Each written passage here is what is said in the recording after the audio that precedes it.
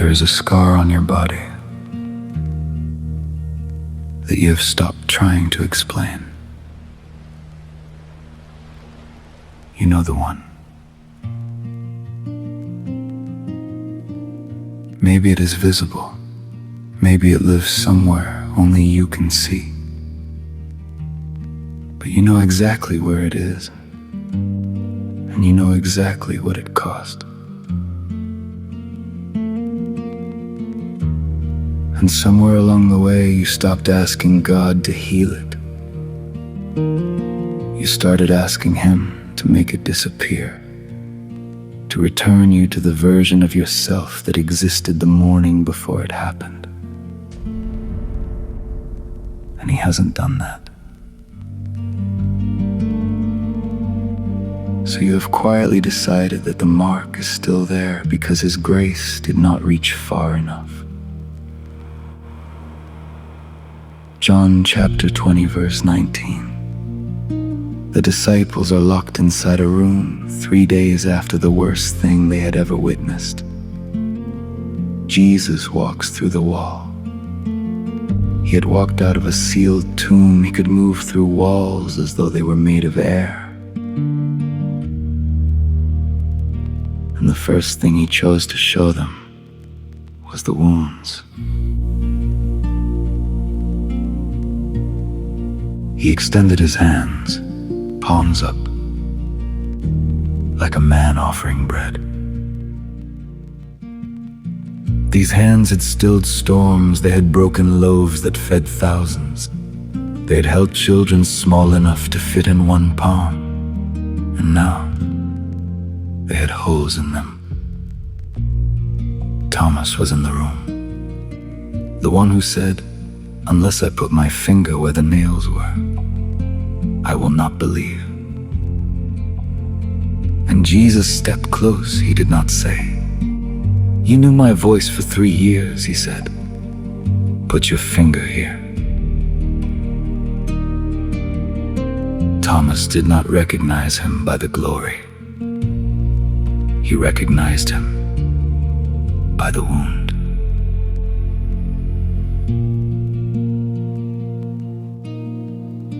The scar was the point of contact. Then John sees something else. Revelation chapter 5. John is standing before the throne of God, angels, elders, every living creature. And he sees the Lamb, looking as if it had been slain. In eternity, on the throne of all things, the wounds are still there. Jesus never removed them. Which means the marks you have been asking Him to erase were never the proof that His grace failed you.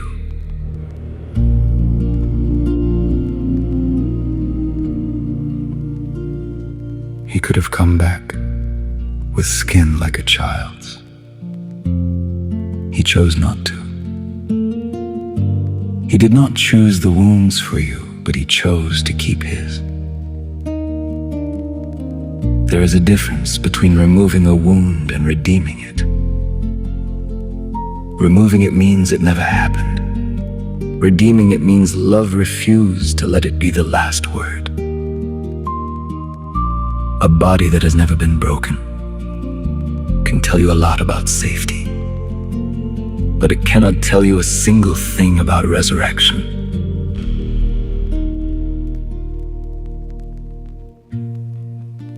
The mark you have been hiding, it is not the evidence that He abandoned you.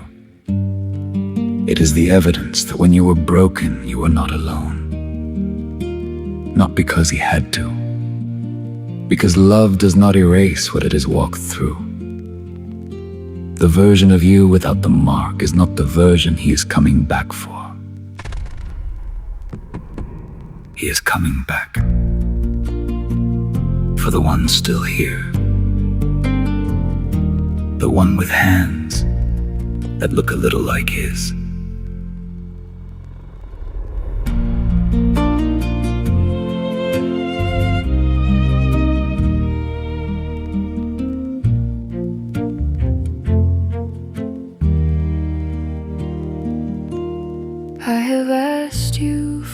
1,000 mornings to give me back the face I used to wear,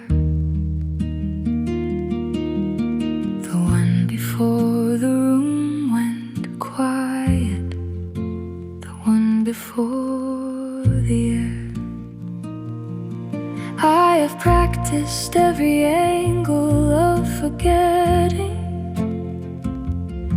I have hidden every photograph that knows. I have prayed you back through every hour to the version of me before.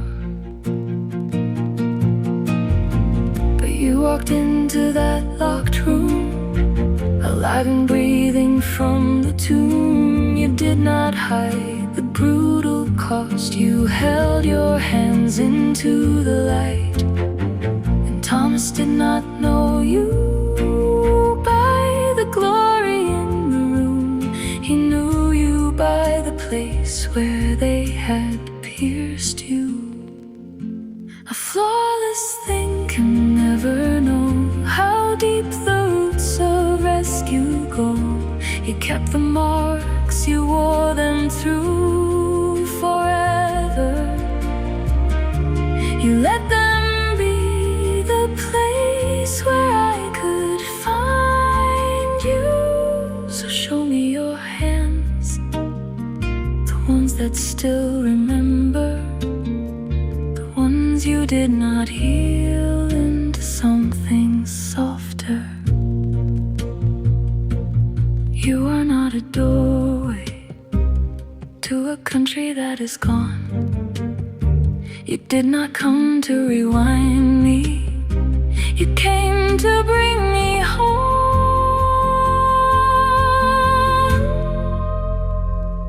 I am not whole.